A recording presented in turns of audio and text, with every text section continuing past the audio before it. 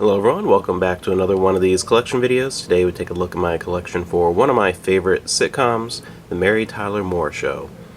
Mary Tyler Moore has always been a favorite of mine, a TV staple, because one of my other favorite sitcoms is The Dick Van Dyke Show. And if you're not familiar with The Mary Tyler Moore Show, it was a massive hit in the 70s, one of the most popular shows of all time with multiple spin-offs.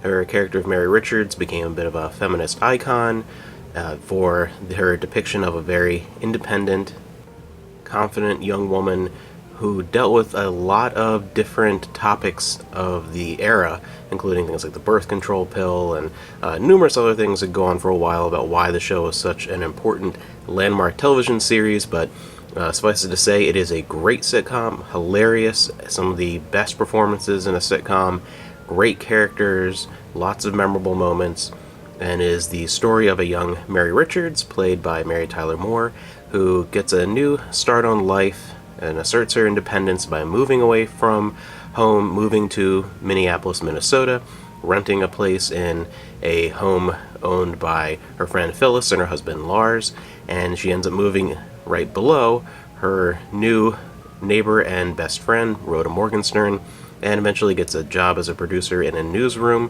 where we meet the rest of our incredible cast of characters. This, to start off the collection, is my big VHS box set, a collection of the very best of the Mary Tyler Moore Show. I was very excited when I found this at a thrift store one time because it is just a cool box set. I think it's a gorgeous set, and it's really interesting to have this collection here because each tape represents a few of the best episodes of all 7 seasons. So you get one tape per season. Go ahead and pull that out here because they are pretty neat. I do love the VHS format, and having little things here is pretty cool. Here's for season 1, and I love when VHS box sets come together to form a picture on the side when you complete all the different volumes. This is just a remarkable show with a ton of hilarious episodes every single season. There's not a single bad season. I really can't even pick a bad episode out of the show. It has very consistently strong writing. It has one of the most iconic opening segments and theme songs of all time for television. It is just an incredible show. One of those timeless classic shows that just does not get old. Then also on VHS, I have 2 other releases. We have Volume 1, which features the premiere episode, and Today I Am a Ma'am, very early for the show. And then Volume 2 of one of the spin-offs, Rhoda. And aside from Mary, my favorite characters, without a shadow of a doubt, are definitely her boss, Lou Grant, and her friend, Rhoda. Rhoda and Lou are just, I absolutely love them. Lou Grant was played by as of the time of filming this, the very recently late Ed Asner, who was a remarkable actor who, for the most part before the show, was known to be a very serious actor and not someone who was associated with comedy at all, and he really showed a brilliance in this role over time that continued. And he's had a remarkable career even since then, especially in a voiceover and a lot of really good animation. Now moving on from VHS to my DVD collection. Go ahead and move those up on top of that set. This beautiful yellow and pink set, really like this, the complete series. It is all 7 seasons of the show. There's Rhoda and Phyllis there with Mary. There's Lou and Ted Baxter, the news anchor, played by Ted Knight. Incredibly hilarious, tons of special features, and she's not featured on the back here, but another prominent character is played by Betty White in what is probably my favorite Betty White role over the many decades. So the complete series on DVD. I enjoy having that collection, just a nice way of having the whole series, put on any episode whenever you want. And as I said before, my 2 favorite characters are Lou and Rhoda, and I have here season 1 of one of these spin-offs, Rhoda. After season 4, Rhoda left, moved back to New York City, where she's from, and got the first spinoff of the show, and eventually we got the very short-lived and not very good Phyllis, and the much better and longer-lasting Lou Grant. Season 1 I just have of Rhoda. I'm going to pull this back here a little bit, because season 1 is really the only one I'd ever revisit.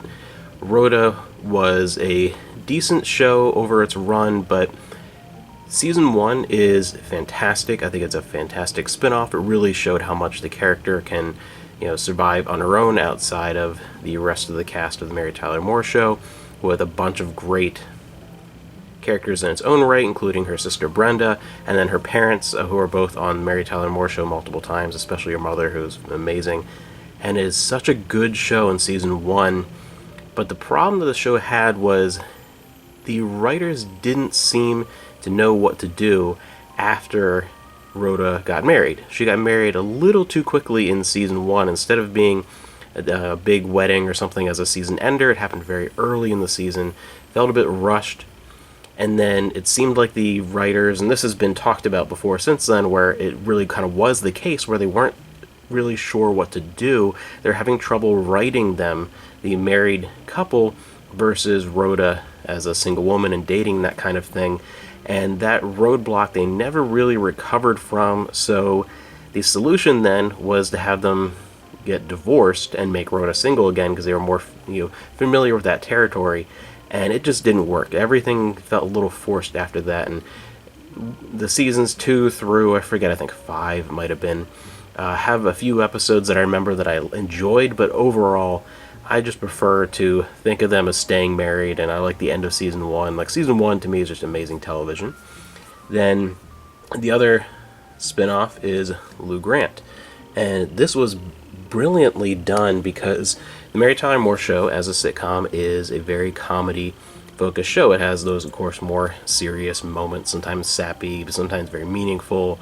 The characters add a lot of depth over the years to their life stories that really make, when they have more dramatic moments, feel more meaningful.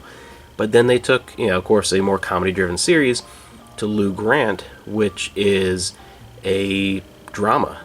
There is not a lot of comedy. I mean, a lot of shows that are dramas have comedic moments, but it took a funny show into a much more serious show, a very different tone, and worked perfectly because that character transitioned so well. So the first season of Lou Grant, a great show in its own right, and the kind of thing where it stands on its own, where if you've never seen an episode of the Mary Tyler Moore Show, you could still see Lou Grant and feel right at home, and something very different. And since Lou and Rhoda are my favorite characters, especially Rhoda, I've always had a little bit of a thing for Rhoda. I have 4 more releases here covering the Rhoda years of the Mary Tyler Moore Show. So the complete series right there. Move these off to the side. And then the 4 seasons where Rhoda was on before moving on to her own show. Season 1, Season 2, Season 3, and Season 4. So I wanted to have a separate set of the individual seasons of the Rhoda years, as I call them, of the Mary Tyler Moore Show, because that is my favorite era. 5 through 7 have amazing episodes, including the funeral of Chuckles the Clown, and the last episode is really good. There are a few really good standouts in season 5, like Mary going to jail, and a whole bunch of different ones. But for me, if I had to pick a segment of the show that's my favorite, it's definitely seasons 1 to 4, just because I really enjoy the Mary and Rhoda relationship. Their friendship is a lot of fun to watch, and I just love the character of Rhoda Morgenstern. It's fantastic. So those are my favorites, and that is a look at my collection for the Mary Tyler Moore Show. A brilliant sitcom, timeless classic, lots of heartfelt moments, and it is endlessly funny. I've seen every episode at least 2 or 3 times, and some of the earlier seasons probably 20 times over the years, and I've never watched one and not laughed at the same joke over again, because the comedic timing and the wit is so wonderful here. a lot of the nice little like quips and things at the expense of Ted Knight's character Ted Baxter, and then Ted Baxter's performance is just incredible. So overall, it is just a brilliant show that if you've not seen it, make sure you check it out. I think it might still be on Hulu. Last time I saw it on a streaming service was Hulu. I have no idea. I don't really stream a whole lot, but I'm pretty sure it's on there, and it might be on others, so it is accessible. Go ahead and check it out and find it.